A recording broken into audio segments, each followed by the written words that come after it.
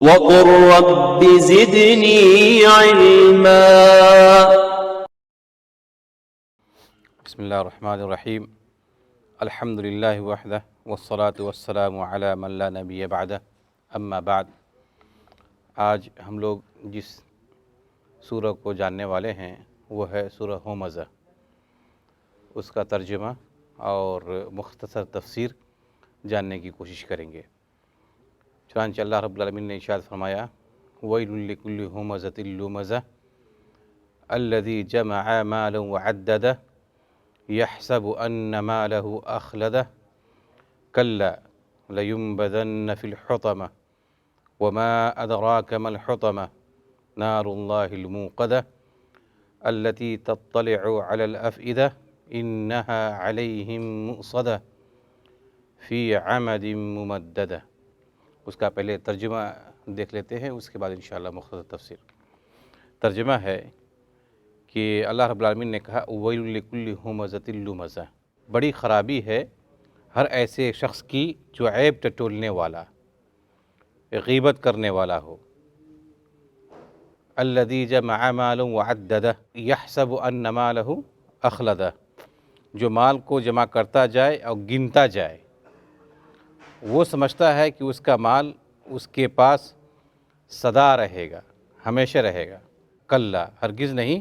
لَيُنبَذَنَّ فِي الْحُطَمَةِ، ہرگز نہیں، یہ تو ضرور توڑ پھوڑ دینے والی آگ میں پھینک دیا جائے گا.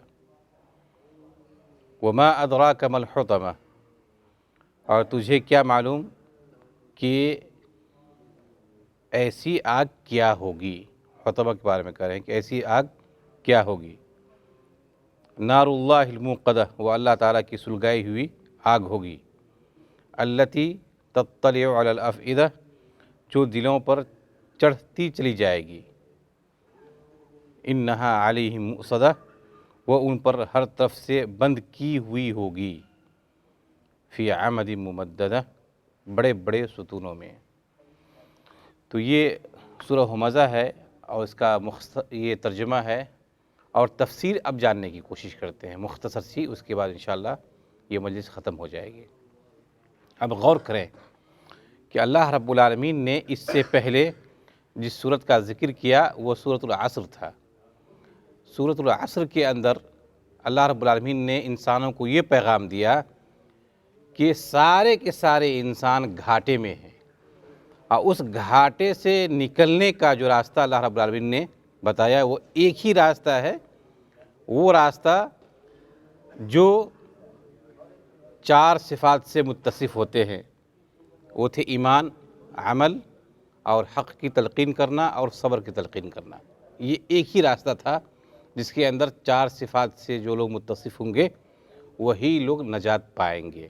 اب اس صورت کے اندر اللہ رب العالمین نے پھر گھاٹے پانے والے لوگوں کی صفات کو اب یہاں پر بیان کیا ہے. وہاں پر ان صفات کو ذکر کیا ہے جن کے ذریعے اس گھاٹے سے انسان چھٹکارا پا سکتا ہے. اب اس صورت کے اندر ان صفات کو ذکر کیا ہے جن کی وجہ سے انسان گھاٹے میں رہتا ہے. تو لہٰذا ان میں سے چند صفات کو اللہ رب العالمین نے اس صورت کے اندر بیان کیا ہے. ایک صفت ہے ہمزہ، دوسری ہے لومزہ، اور تیسری ہے الذی جمع مالا وعددہ یحسب ان مالہ اخلدہ. 3 صفات یہاں بھی ہیں.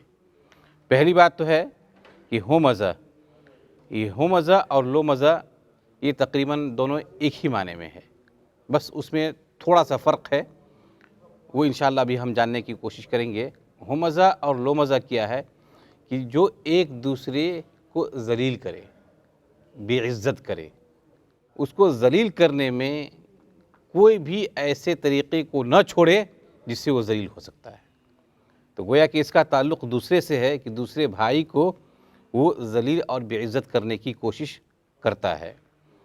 ہمزہ کیا ہے کہ جو اپنے افعال سے اس کو بے عزت کرے، یعنی کہ حرکت کرے، آنکھ کے اشارے کرے، دیکھ دیکھ کیسا ہے، انگلیوں کے سے اشارہ کرے، یا جسم کے کسی بھی ایسی چیز سے اشارہ کرے جس سے ذلیل کرنے کی وہ کوشش کر رہا ہو، تو یہ ہے ہمزہ۔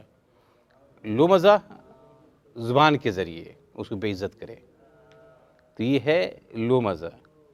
اور دوسرا فرق کیا ہے جو مفسرین نے کہا ہے کہ ہمزہ جو ہے وہ کسی کے غیر موجودگی میں اس کی بے عزتی کرے، اور لمزہ یہ ہے کہ اس کی موجودگی میں اسے بے عزت کرے۔ تو یہ دو فرق ہے، اور بھی فروق ہیں، لیکن چونکہ وقت مختصر ہوتا ہے اس لیے اس کو جاننے کی کوشش کریں۔ اگر کوئی بھی شخص ان دو صفات سے اگر متصف ہے، اپنے بھائی کی بے عزتی کرتا ہے، چاہے اس کی موجودگی میں ہو یا غیر موجودگی میں ہو، یا پھر اقوال کے ذریعے ہو یا افعال کے ذریعے ہو، اگر اس صفت سے اگر وہ متصف ہے تو یقیناً وہ کہاں ہے؟ گھاٹے میں ہے، اس کے لیے ویل ہے۔ ویل کیا ہے؟ کہ جہنم کا ایک ٹکڑا ہے جہاں، یا جہنم کی ایک وادی ہے جس کے اندر وہ ڈالا جائے گا، یا خرابی ہے اس کے لیے، بربادی ہے ایسے شخص کے لیے جو اپنے بھائی کو اس طریقے سے بے عزت کرنے کی کوشش کرتا ہے۔ اصل کچھ لوگ ایسے ہوتے ہیں جن کی عادت ہوتی ہے کہ وہ عیب ٹٹولتے ہیں دوسرے کی۔ اگر اس کے اندر ایسی عادت پائی جاتی ہے تو یقین جانیے کہ وہ شخص گھاٹے میں ہے۔ لیکن یہ گھاٹا جو ہے ایسا نہیں ہے کہ صرف قیامت ہی میں ہے، بلکہ کبھی کبھی ایسا ہوتا ہے، آپ نے دیکھا ہوگا کہ جو دوسروں کے پیچھے پڑا رہتا ہے، اللہ رب العالمین کسی ایسے کو مسلط کر دیتا ہے جو اس کے عیب کو ٹٹولتا ہے، اور پھر وہ اس کی بے عزتی کرتا ہے۔ اس لیے کوشش کرنی چاہیے کہ دوسروں کے عیب ٹٹولنے اور غیبت کرنے یا پھر کسی کو رسوا اور بے عزتی کرنے سے ہمیشہ پرہیز کرنا چاہیے۔ تیسری صفت ہے الذی جمع مالا وعددہ یحسب ان مالہ اخلدہ، کہ اب وہ مال جمع کرنے میں، پیسے جمع کرنے میں اس قدر وہ منہمک ہو جاتا ہے کہ وہ اللہ رب العالمین کی یاد سے غفلت برتتا ہے، حلال و حرام کی تمیز نہیں کرتا ہے، اور جب بھی اس سے پیسہ ملتا ہے تو وہ گنتا رہتا ہے۔ اس کی صفت کیا ہوتی ہے؟ گنتا رہتا ہے۔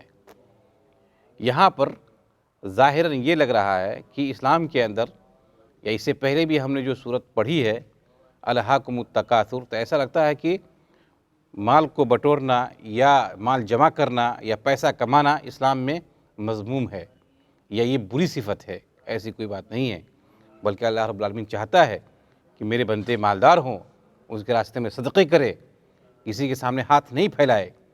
المال والبنون زینۃ الحیات الدنیا والباقیات الصالحات خیر عند ربک ثوابا وخیر عملا۔ تو اسلام پیسہ کمانے کے اوپر اپنے بندے کو ابھارتا ہے، لیکن مذموم وہ پیسہ ہے جو اللہ کی یاد سے غافل کر دے، جس کے اندر حلال و حرام کی تمیز نہ ہو، جس طریقے سے بھی ہو اس پیسے کو بٹورنے کی وہ کوشش کر رہا ہے تو وہ مذموم ہے، وہ غلط ہے۔ لیکن اگر حلال طریقے سے اگر ہم پیسہ کماتے ہیں اور جمع کرتے ہیں تو یہ پھر دنیاوی زندگی کی یہ زینت ہے، یہ اسلام میں مطلوب ہے۔ اور وہ جو مال پیسہ جمع کرتا ہے اور گن گن کے رکھتا ہے تو ظاہر سی بات ہے کہ وہ یہ سمجھتا ہے کہ یہ مال جو ہے ہمیشہ اس کو ہمیشگی کی زندگی عطا کرنے والا ہے، یا وہ سمجھ لیتا ہے کہ ہمارے پاس ہمیشہ رہے گا، جبکہ ایسی بات نہیں ہے۔ اللہ رب العالمین نے کہا ایسے شخص کے لیے کیا ہے؟ حطمہ ہے۔ کہا کہ حطمہ کیا ہے؟ کہا کہ یہ اللہ رب العالمین کی سلگائی ہوئی آگ ہے۔ یہاں پر اللہ رب العالمین نے جہنم کا ذکر نہیں کیا، بلکہ یہ نہیں کہا کہ اس کے لیے جہنم ہے یا نار ہے، بلکہ ایسے شخص کے لیے کہا کہ حطمہ ہے۔ حطمہ کی پھر تفسیر کیا، کہا کہ نار اللہ الموقدہ التی تطلع علی الافئدہ، یہ اللہ رب العالمین کی سلگائی ہوئی آگ ہے جو جسم کے نچلے حصہ سے لے کر وہ چھید کرتا ہوا دلوں تک پہنچ جائے گا۔ کہاں تک پہنچے گا؟ دلوں تک پہنچے گا۔ دیکھیے اس میں بہت بڑی چیز ہے جو سمجھنے والی ہے کہ یہاں پر اللہ رب العالمین نے حطمہ کا ذکر کیوں کیا ہے؟ تو حطمہ کا ذکر پھر اس کی تفسیر یہ کیا کہ جسم کے نچلے حصے سے وہ چھید کرتا ہوا دلوں تک پہنچ جائے گا، پھر دل کو وہ کیا کرے گا؟ جلائے گا، دل کو جلائے گا۔ اب یہاں پہ دل کا ذکر کیوں کیا ہے؟ تو اس میں دیکھیے مناسبت یہ ہے کہ جس طریقے سے یہ شخص جو عیب جوئی کرتا ہے، غیبت کرتا ہے اور پھر ایک دوسرے کو رسوا کرتا ہے، ذلیل کرتا ہے، تو گویا کہ اپنی زبان اور حرکت سے اپنے ساتھیوں کے دلوں کو وہ جلاتا ہے، چھید کرتا ہے، دلوں کو توڑتا ہے۔ تو ایسے شخص کے لیے دل توڑنے کی وجہ سے ایسا اسے عذاب دیا جائے گا کہ اس کے دلوں کو وہ جلائے گا۔ یہ دراصل مناسبت ہے دونوں کے اندر، اسے غور کرنے کی بات ہے۔ اس کے بعد کہا کہ وہ جہنم میں رہے گا، اور کیسے جہنم میں؟ جو بالکل پیک ہوگا، بڑے بڑے ستونوں میں، وہ کبھی بھی نکل نہیں سکتے۔ جب بھی وہ نکلنے کی کوشش کرے گا تو اس کے اندر وہ لوٹا دیا جائے گا، اور اسی طریقے سے وہ اس عذاب میں مبتلا رہے گا۔ تو ہمیں کوشش کرنی چاہیے کہ اپنے دوسرے بھائی کو ہم کسی بھی طریقے سے اذیت یا نقصان پہنچانے کی کوشش نہیں کریں، اور پیسہ بھی اگر کمائیں تو پھر جائز طریقے سے ہو، ناجائز طریقے سے ہم پیسہ نہ کمائیں، اور نہ ہی اسے گننے کی کوشش کریں اس طریقے سے جس طریقے سے لگے کہ ہم دنیا کے اوپر ہم ٹوٹ پڑے ہیں۔ اللہ رب العالمین ہم لوگوں کو ان برے صفات سے بچنے اور بچانے کی توفیق عطا فرمائے۔ آخر دعوانا ان الحمد للہ رب العالمین۔